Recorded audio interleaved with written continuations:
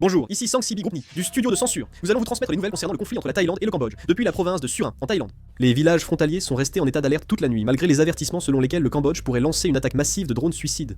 Les gardes à au-dessus du village et la police ont renforcé leur patrouille, et ont reçu des instructions pour détecter les drones. Et des mesures de contrôle des entrées et sorties ont également été mises en place à titre préventif.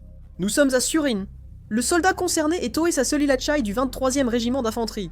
Dans la province de Surin, un soldat est tombé au combat à la suite d'un bombardement de lance-roquettes multiples 21 par l'armée cambodgienne. Actuellement, dans la province de Surin, l'armée thaïlandaise bombarde les postes de l'armée cambodgienne en représailles. Nous sommes dans la province de Surin, en Thaïlande.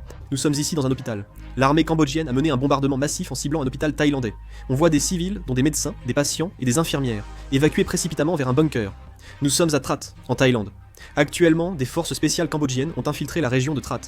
La situation reste instable.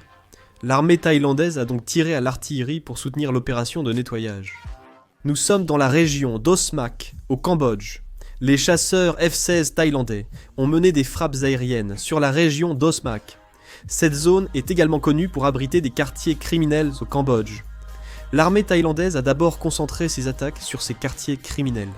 Voici l'apparence d'un abri temporaire dans la région d'Otar Myanchi, au Cambodge. Il s'agit d'un entrepôt transformé en abri, où de nombreuses personnes se sont réfugiées. Nous sommes dans la région d'Otar Myanchi, où se trouve un quartier criminel. Il s'agit d'un quartier criminel cambodgien, et l'armée thaïlandaise a mené des bombardements ciblant ce quartier criminel au Cambodge, causant d'importants dégâts aux bâtiments. Voici le temple de Preah Vihear. L'armée cambodgienne utilise des motos pour se déplacer rapidement. Grâce aux motos, il est possible d'accéder à des endroits difficiles d'accès pour les véhicules. L'armée thaïlandaise attaque les positions cambodgiennes, en utilisant un canon sans recul M40 de 105 mm. Voici les soldats thaïlandais. On peut voir qu'ils mènent des combats intenses sur le terrain. Juste à côté, il y a aussi une trousse de secours. On voit également que l'armée thaïlandaise utilise des drones kamikazes. Il semble que ces drones soient des KB-10G. L'armée thaïlandaise utilise ces drones kamikazes pour attaquer les positions cambodgiennes. L'une des caractéristiques majeures de ce conflit est que l'armée thaïlandaise arrache les écussons des soldats cambodgiens. Ces écussons sont utilisés pour prouver qu'ils ont éliminé un ennemi. Il arrive aussi souvent qu'ils prennent des photos de ces trophées avec leur téléphone portable. On voit les chars T-55 de l'armée cambodgienne continuer à se déplacer vers la zone frontalière. Mais le problème est que les mouvements de ces équipements sont publiés tels quels sur les réseaux sociaux, ce qui expose leur position.